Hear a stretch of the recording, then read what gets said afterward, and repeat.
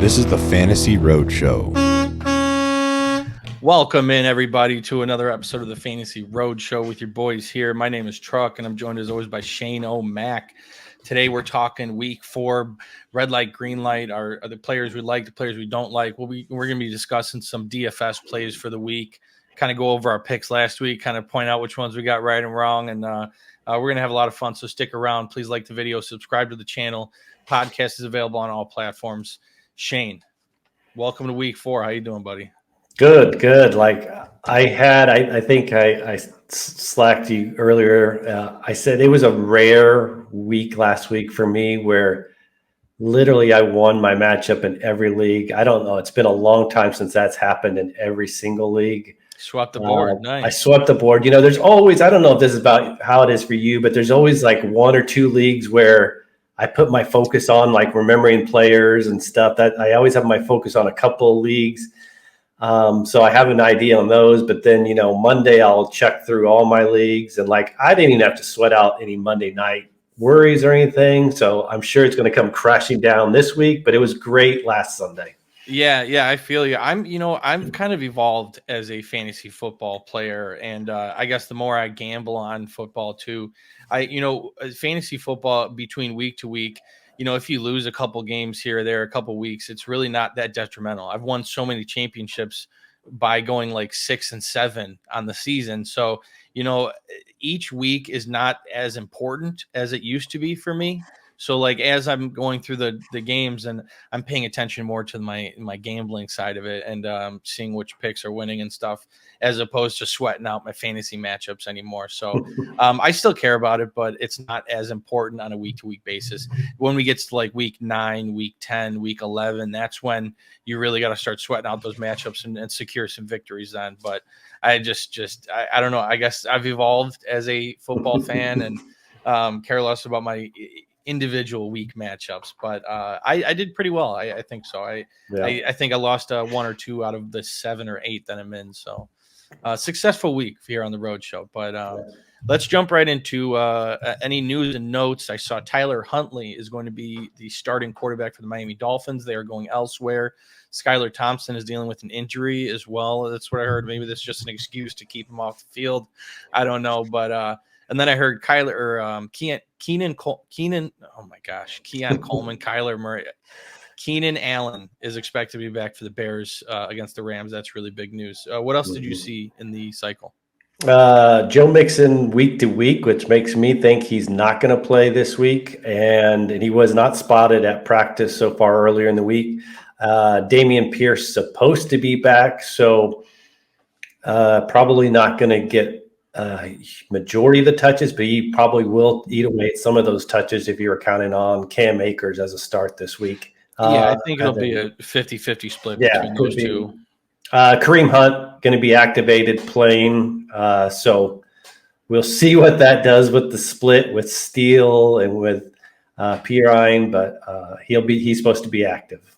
Yeah, I think it's just going to be real muddy. I think it's just they're all going to get 30% snap percentage, and we'll see what happens. I know Steele is projected to be the leading guy, but I still think Kareem Hunt's got some gas left in the tank. So so let's kick it off, Shane. Let's start with red light quarterbacks for week 4. What do you got on your list? Okay, so my first guy is I'm going with Sam Darnold. Listen, he's been, I think, a top 7 fantasy quarterback the last couple of weeks. But I think he's been aided by both those last 2 weeks were at home matchups. Now he's traveling to Green Bay, who's been a much better defense after that first game we saw against the Eagles. Week 2, they held Anthony Richardson to performance outside the top 20 outside the top 20 of quarterbacks. Then last week, Will Levis was Will Levis. I just think this is probably a game on the road where he struggles. He's still thrown a couple of interceptions. I think he's taken like 8 or 9 sacks in the first 3 weeks. So this is where I have a down game for him. And then Anthony Richardson is my big sit of the week as far as quarterbacks. A lot of people are going to probably think about starting him, but I would really look at other options. This Pittsburgh defense, we talked about it in our previous shows. Like, this is a defense you have to pay attention to. They've just been lights out like the first 3 weeks. Like, Cousins was like the QB 28 or 29, and Bo Nix was the same. I think he ended up 27 or 28. They just shut down Herbert and the Chargers to like 105 yards throwing. It's just a bad matchup for Richardson, who's struggling also. Yeah, I completely agree with you. Richardson is my sit of the week as well. You can't play him right now. It's just he's thrown the most interceptions by any quarterback in the league so far. Last 2 games, quarterback 27 and 21. So not even startable really in 2 quarterback leagues. He hasn't scored a rushing touchdown since week 1. And you're right. Pittsburgh looks like the best defense in the league right now. They're allowing 8 fantasy points per game to quarterbacks, the 5th fewest rushing yards to quarterbacks as well. So nothing is in the cards for Anthony Richardson this week. Make sure he's not in your starting lineup. And it's bad. As far as Darnold goes, I am not going to count out these Vikings. All right. They've already proved me wrong. 3 weeks in a row now. Not as much week 1, but week 2 and week 3, I was going against them. And now it's like, look, I don't know. I'm just not counting him out. I understand where you're coming from, but he is not on my list. Okay. Aside from Richardson, in 2 quarterback leagues, you still can't start Stafford, especially going against Chicago. Still has no Puka, no Cooper Kupp. Last 2 games, he's quarterback 19, quarterback 31. Bears are only giving up 8 fantasy points to quarterbacks, less than 200 yards per game. And he's only thrown 2 touchdowns in 3 games. So you just, especially in 2 quarterback leagues, do not have Stafford in your lineup. But so real quick for people out there who may have Richardson, since we both are so anti him this week, would you go in if you had a guy at the end of your roster you could drop? Would you go pick up Andy Dalton, start against the Bengals over Richardson? I would. Yeah, I was thinking the same thing. Yeah, I would absolutely. I mean, Dalton looked really good, and the Bengals, their defense isn't what it used to be. You know what I mean? Like I'm worried for the Bengals this week. Yeah. You cannot go 0-4, and you cannot lose to Andy Dalton. It's a Dalton revenge game for sure. Back against the Bengals, so he's going to be looking to show out. So, but yeah, you just can't let that happen. But I would definitely play him because I think that game's going to be pretty high scoring. Yeah. All right, let's move on to green light quarterback Shane. If you're not starting Richardson, who would you want to start instead of him? Okay, so I'm going to give you one kind of obvious that you'd be starting, but like I would pay up for him in DFS, and that's Kyler Murray. And so I've got a lot of research to back it, and my research and stats is it's the Washington Commanders. That's it. That's all you got to. That's all you got to look and see and know. It's Washington ranks dead last in defending quarterbacks. Yeah, it's Washington. Washington. So, giving up 24 fantasy points per game to quarterbacks, this is a must win, I think, for Arizona after starting 1 and 2 as well. So, yeah. And then my other little less obvious play is I would roll out Brock Purdy this week. This Patriots defense, they're like bottom 10 in passing yards allowed. We just saw everyone go on and on about how great Aaron Rodgers was last week, and so who did Aaron Rodgers play? He played the Patriots. Your only concern would be like, okay, maybe they get up so big it limits the passing, but I think if they do get up big, it could be because Brock Purdy throws for 2 or 3 touchdowns. Yeah, I agree with that. And he's got Juwan Jennings throwing the ball too. So, watch out there. I could agree with that. I like Brock Purdy this week. I had Kyler Murray as well. I think he's a great play. I think he's the number 1 quarterback projected for this week. So pay up for him in DFS lineups. But aside from that, I'm going with my hometown Bears. I think Caleb Williams. I think a lot of people may have dropped him. I saw in a couple leagues he was on the waiver wire after his abysmal first 2 weeks. And it doesn't look great in Chicago. So I can understand why people were like, all right, if you drafted him as your second quarterback and you still have a stud, you need room on your bench. I get why you may drop him, but if he's there, you should pick him up. Last week, 363 yards. He still scored over 20 fantasy points. Like when it didn't look good, it still produced good fantasy numbers. And this week, taking on the Rams, like we're talking about the Commanders being the worst team. Well, who's the second worst team against quarterbacks? It's the Rams. The Rams are bad in every category. Like every category, they're ranked 30th or lower. So, to me, again, this is a must-win for Chicago at home against the Rams. So they're going to be playing really well, I think, against a bad defense. And the Rams defense only 4 sacks on the year and 1 interception. So it's not like they're really pressuring the quarterback, and that's where the Bears' weakness is. So, Caleb's been progressing week in and week out, and I think this is where he puts it all together. On top of that, you got Keenan Allen back in the fold. So a fully healthy Bears roster, aside from a bad offensive line, but fully healthy offensive weapons. I think Caleb Williams is a great play this week. And I think, putting him in a DFS lineup wouldn't be a bad idea either. He's probably pretty cheap. Yeah. And they can't run the ball. Chicago can't run the ball. Yeah. Chicago's not running the ball. So they're going to be throwing it, 50 plus times. Right. I think that's going to bode well for him. So, and then other DFS plays like this week, if you're spending up, get the number one guy, Josh Allen. Josh Allen is an easy play this week against Baltimore. They're giving up 19 fantasy points per game, over 300 passing yards per game. He's got quarterback one upside. We've seen it week in and week out. Get him in your DFS lineup. And then for another cheaper option, along with Caleb Williams, I like Daniel Jones. Daniel Jones, quarterback 8 last week, quarterback 6 the week before. He played really good against Cleveland Browns defense in Cleveland. He's at home against Dallas this week. Your Dallas Cowboys, sorry. And they're giving up 19 fantasy points per game and the 4th most rushing yards per game to quarterbacks. So I think Daniel Jones has a good week against Dallas. This week. Yeah, I struggle with leaning on the history. Daniel Jones, I think the stat I saw somewhere this week was he hasn't scored more than 16 or 17 fantasy points against Dallas in his career. I mean, they have just owned them, but I don't know. He's also wasn't playing with Malik Neighbors. Malik Neighbors helps out a lot. Yes, yeah. I mean, the guy's an absolute stud. So he's going to make Daniel Jones look better, as we've seen week 2 and week 3. So I think he's a good play, cheap in a cheap DFS lineup. All right, let's move on to running backs. Shane, who do you got for red light running backs? So my first guy is I'm going with we just talked about him as a hit last week, but Zach Charbonnet, he's coming off, that 25-point game, but now he's going to play Monday night against Detroit, who's been a top 5 defense and fewest rushing yards allowed per game. We just saw them completely shut down James Conner last week. So this could be a game where more they're trailing and you see maybe a better throwing game than you do a rushing game. So I'm kind of looking at not starting him. And then for my second guy, going to be a little bit of Shane-O-Mac, shocker of the week.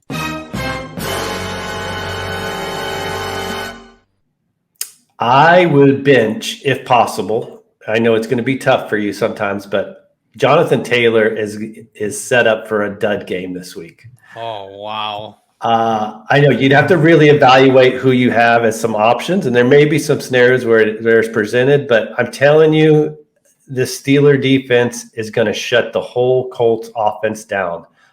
They're top 3 in fewest rushing yards allowed per game to teams.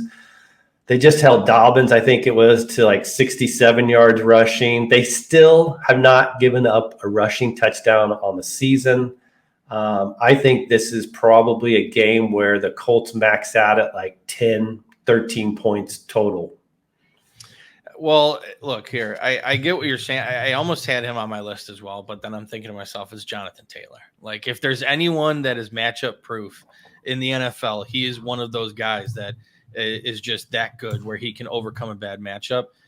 So I didn't have the balls to put him on my red light list. And Shane, is your shocker of the week, I could tell you do. So temper expectations with Jonathan Taylor. Bad matchup. If you don't have anyone else, just don't expect a big week out of him. Hopefully he still gives you that floor of 6 to 7 points that you need in your lineup. But yeah, that's a tough matchup, but Jonathan Taylor is Jonathan Taylor. I think the scenario I think of in my head, because I think it's a legitimate scenario you could have, if you drafted late or picked up Chuba Hubbard, I'd start. I think I would roll out Chuba Hubbard against that Bengals defense ahead of Jonathan Taylor. Something to think about, that's for sure. Okay. All right, so I completely agree with you on Charbonnet. He's on my list. You don't want to play anybody against Detroit. It's in Detroit this week as well, and Kenneth Walker is questionable.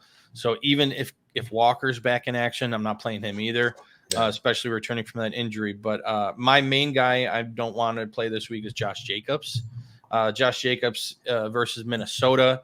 He hasn't finished inside the top 20 despite rushing for 151 yards in week 2. So he's had good rushing performances, but hasn't panned out well for the fantasy side of things. Running back 50 last week, 0 touchdowns on the year, hasn't scored a single touchdown. Minnesota's defense is looking legit right now. They're allowing the 5th fewest points per game to running backs and just 57 yards per game rushing total for the team. So I'd be afraid Josh Jacobs is going to be a bust this week. Yeah, and I see a scenario also because of the way he looked last week that they start working Emmanuel Wilson in a little bit more even. I mean, he looked really good against Tennessee. Yeah, make sure you pick up Emmanuel Wilson if he has a big game this week. You know, he's going to be, if he's not already, one of the most added players in the waiver wire. So, all right, let's jump to green light running backs. Shane, who do you got? Pains me to see it, but I am going to go with Devin Singletary facing my Cowboys Thursday night. Listen, I mean, this defense has given up 460 yards rushing the last 2 weeks. I think we talked about it on our reaction shows. Baltimore had almost 4 full yards before contact running the ball. Yeah. Singletary's, I mean, he's getting good touch volume. I think it's 18 and 20 touches over the last 2 games, averaging over 5 yards a carry. And then I wouldn't have known this, but shout out to Jacob Gibbs on Twitter. The NFL leader in avoided tackle rate is none other than Devin Singletary, which kind of surprised me. So, yeah, he's looked pretty good, man. There was that play where he broke it at the end of the game and fell right before the touchdown to secure the win for his team. But tough for fantasy owners. But yeah, I think Singletary is a great play this week. I have him on my DFS as a low budget guy. They're probably cheap in DFS lineups, and I think he has a big game. So, and then my second guy, I mentioned him earlier, is Chuba Hubbard. I just think I like the volume he got last week, 26 touches. I think they're in a game script where he could get close to that amount again. The Bengals are bottom 10 run defense and yards allowed. I think I think it was 5 catches for like over 50 yards last week. So he's getting receptions to help you out in PPR leagues. I think he could be set up to very similar game script and touch volume this week. Yeah, Chuba Hubbard.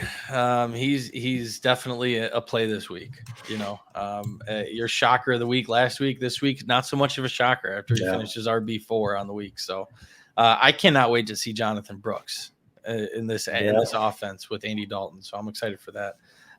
My green light running backs this week, Najee Harris. I talked about it last week. He was a red light, kind of proved me wrong. He finished his RB17. He's averaging 70 rushing yards per game so far through 3 games. Caught 5 passes last week, so he's involved in the passing action. Jaylen Warren's dealing with an injury, so we don't even know if he's going to be available. Indianapolis is allowing the most rushing yards in the NFL, 36 yards per game. And, he's averaging 18 carries a game. So I expect him to reach that mark again, 18, 19, 20 carries. If he catches a couple of passes, that's a huge plus. And I think he finds the end zone this week against Indianapolis. So I think he's a smash play. And then my other guy, I'm not going away from this, all right? Tony Pollard. I know he had a bad week last week, but it's in the cards. This is the right play. Tony Pollard is going to have a good game in Miami. Bad week last week at Green Bay, but before that, he was RB 19, RB 12. He's been a solid RB2 option, and I think he's another RB2 option this week. Miami's given up over 24 fantasy points per game to running backs, and they've allowed 5 touchdowns to running backs on the year, over 100 yards per game. So Tony Pollard is the main guy in this offense, and I think he's going to eat. Miami scored 3 points last week. I know they're bringing in Tyler Huntley, and hopefully he plays better than Skylar Thompson. I think he will, but I still think Tennessee is going to go up big. Tennessee's defense is really good, and I think Tennessee is just going to be running the ball a lot in the second half. So Tony Pollard, put him in your lineups. Yeah, for sure. I think this is a game where this is very close or Tennessee is up in the second half, so Pollard should get plenty of touches. Yeah, I like it. And then for DFS, no surprise, spend up on Barkley, best running back in the league. If you're looking to spend up on running backs, take him. Great matchup against Tampa Bay. They're allowing over 20 fantasy points per game to running backs, and also allowing most receiving yards to running backs. So I think Barkley is a great play. And then I got Singletary, as I mentioned earlier, for the cheaper option. Yep. All right, let's go to wide receiver. Shane, who's your red light wide receivers for the week? Let's clear the board on this one this week too. We got them all right last week. Let's get them all right this week. Who we not starting? I feel like I'm cheating on this one, but I see these guys started saw them started last week. I think people are just going to still start them. Keep starting them, and they need to go on your benches, guys. It's Michael Pittman and Jaylen Waddle. Let's just continue the theme for the Colts versus the Steelers, not only against the rush, but the Steelers are a top 5 defense against the pass. Pittman's going to get locked up on Joey Porter, who's been really good. He's seen his targets go down now with Josh Downs back in. There's just no big play threat. I think his longest catch of the season was like 12 yards. And then Jaylen Waddle benched. I don't know about Tyreek. If you've got options, I'd almost consider with Tyreek too, but Waddle for sure. Until we see something with the QB happen, you'd have to bench him for sure. And I think too many people based off of draft capital spent are probably going to still be starting him. So it's Waddle and Pittman for sure needs to go on the bench. Yeah, I mean, those are you are a cheater. You're a cheater, Shane, because those are absolutely correct. I can't sit Tyreek. He just has such a high floor and big playability that you just never know. And you drafted him in the first round, so it's hard taking someone that you drafted number 1 overall that to not play you in the week. So I can understand where you're coming from. Yeah, Pittman is on the bench until further notice. Is Pittman a drop candidate? This is what I was thinking about this week. I don't think he's a drop candidate based on how deep your roster is, how many bench spots you have. If you only have 5 bench spots and you got injuries and stuff and you got to do it, then that's fine. But I'd be willing to hold on to him just to see what happens. I don't know. I just can't imagine this is just the entire season for him. And, Alec Pierce is looking really good, but I think he comes down to earth. So I don't know. I'm still holding out hope. I wouldn't drop him. If he was on the waiver wire, I'd probably pick him up just to stash him because it's his namesake with Pittman. But I don't know. We'll see what happens. Mine I dug a little deeper for mine, and one guy that I've been as a green light pretty much since week 1 is Jameson Williams. I have him as a red light this week. Versus Seattle. Now, I'm curious, is Seattle's defense really good, or do they just play really, really bad offenses? Because the teams that they beat and the teams that they played against aren't good. So we'll see what happens against Detroit. But Jameson Williams, bad week last week, held to just 1 catch after starting the season on fire.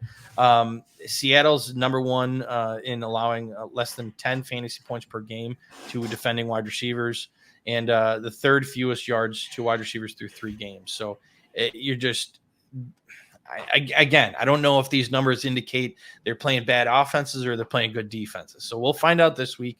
Either way, I'm not trusting Jameson Williams in my starting lineup. What would you change your tune just real quick if they ruled out Sam Laporta?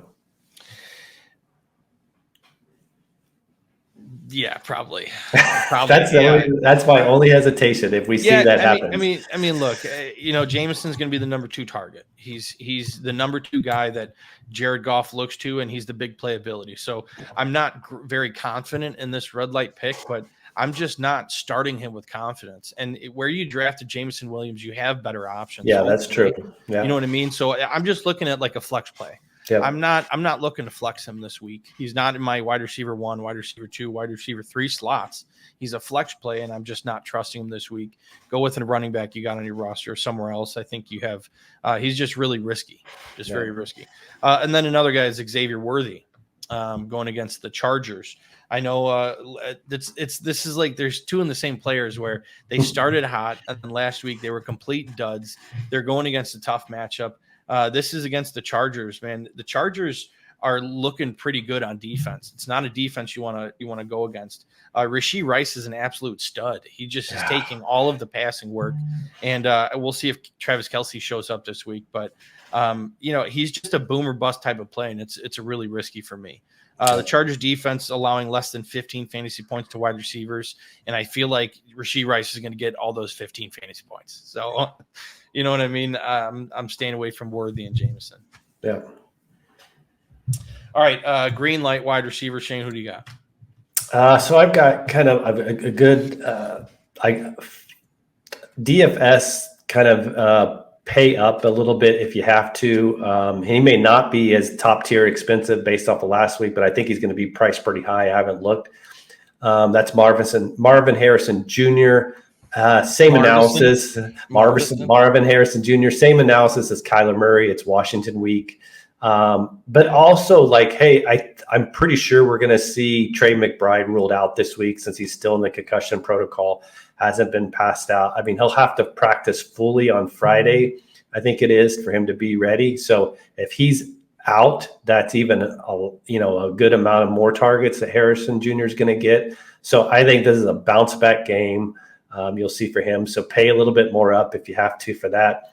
And then I think the surprise pick for me this week, I'm going back and I'm starting in multiple leagues. It's JSN.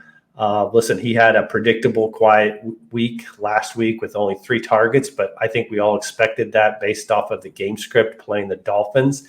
The opposite should be true this week, playing at Detroit, where this should be a little bit high scoring, where they're having to throw the ball. Last year when Seattle played in Detroit, it was a 37-31 game where Geno Smith threw for over 300 yards and I think 2 or 3 scores. So I think this is a game where JSN probably gets back to that 8 to 10 plus target game. Yeah. Do you know what defense in the NFL has given up the most yards to wide receivers? Is it?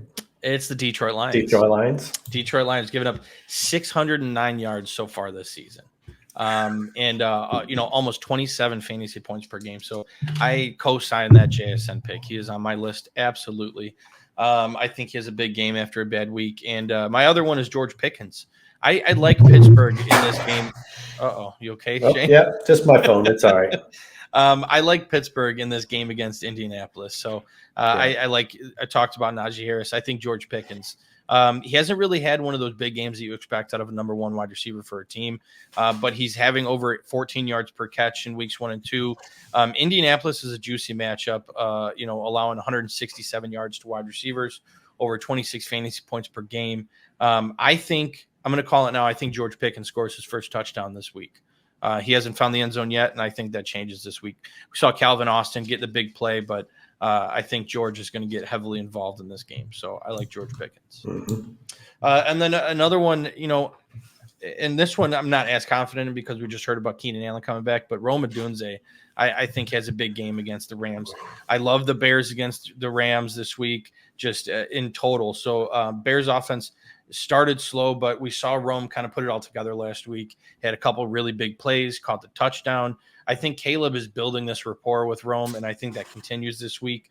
The Rams defense is absolutely terrible, as we've talked about. So, with Keenan in the fold, we saw Keenan have 11 targets week 1. I'm not sure how this is all going to pan out, but maybe Keenan's limited. We'll get some more news from that from throughout the week. But I like Rome this week. I would put him in a DFS lineup. I would start him in a flex spot and maybe a second flex spot. I think he could have a big game in a good matchup. Yeah, I don't remember what the exact number was last week, but I know it was like over 250 plus air yards for Rome. I don't remember, but it was just a ridiculous amount. And Caleb missed him. He was wide open on a 50-yard, would have been a touchdown probably down the sideline. Yeah, and he gets good matchups. You have DJ Moore, and now you have Keenan Allen on the field as well. He's not getting the number 1 coverage, so he's able to beat these guys and get open. And I think that continues this week. I think we see a lot of Rome. As far as DFS plays go, paying up for a couple of guys. I really like Mike Evans this week. I think Mike Evans has a absolute monster of a game after putting up a dud last week with Patrick Surtain. He's at home against Philly. They're giving up 5 touchdowns to wide receiver, over 29 fantasy points per game. We saw Olave have a good game last week, so I'm paying up for Evans, and then also DK Metcalf. It goes along with what you said with JSN. I think DK, back-to-back with games with over 100 yards and a touchdown. He has those, those big play abilities where he's just wide open down the field and he scores. So I think Evans and DK are smash plays this week in DFS. Yep, for sure. All right, let's move on to tight ends. Finish it up, Shane. Who is your red light tight end? I think we might have the same guy. I don't know. Honestly, it's tough to choosing red light tight ends because they've been such all a crapshoot all year, and I don't know. Some people are probably still starting him because of what he did 2 weeks ago. I have Hunter Henry on my list. Like, he was the tight end 2 weeks ago. Then he had a tough game at the Jets. I just think now this will be a game at San Francisco where the Patriots put up maybe 3 points, 7 points max. It's just going to be low scoring. I would bench him for just about any streaming option, like whether if you wanted to pick up Munt from Minnesota or any other hot streaming guy, Tyler Conklin, anyone like that, I would drop for him.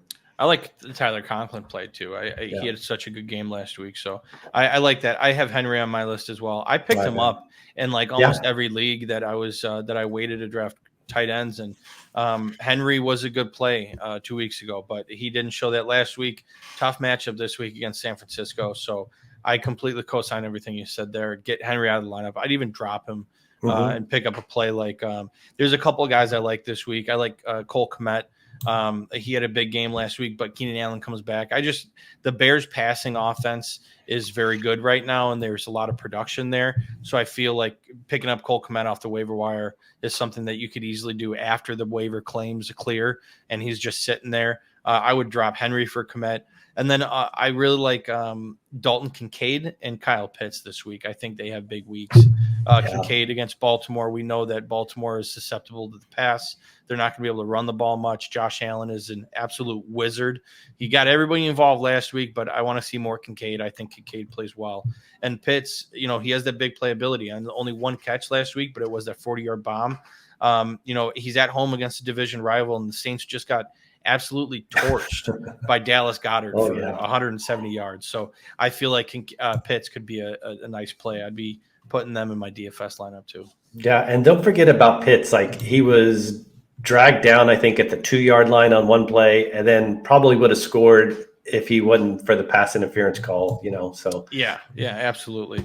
All right, well. Hold on, let me give you my green light, guys. I didn't give you like 2 green light titles. My bad. I thought you were going to give the green light. No. So 2 guys real quick. Thursday night, Jake Ferguson. That would be a guy, if you've got 2 in DFS, pay up for a little bit more, because I think most people are going to be starting him in regular leagues. I was very encouraged. He got 11 targets in his first game back from that knee injury. Both games last year against the Giants, he had a high target games in both of them. So he is going to be, I think, in a good spot. And then this just goes along to what we've talked about and what you mentioned, facing the Colts. I would fire up Pat Freiermuth as a little bit cheaper option. So Colts are bottom 10 defense and fantasy points allowed to tight ends. And I think Freiermuth had caught 4 or 5 targets, and he was very close to scoring a couple weeks ago. So Pittsburgh is going to play well against. They're going to be 4-0. Pittsburgh is going to be 4-0 after this week in Indianapolis, and I'm just going to cry myself to sleep while Justin Fields is 4-0 and the Bears hopefully go 2-2. But anyway, thank you for watching this Week 4 rendition of Red Light, Green Light. You guys are awesome. Please follow the Substack, thefantasyroadshow.substack.com. Follow us on Twitter and all the social medias. Podcasts available on all platforms. You guys are the best. Buckle up.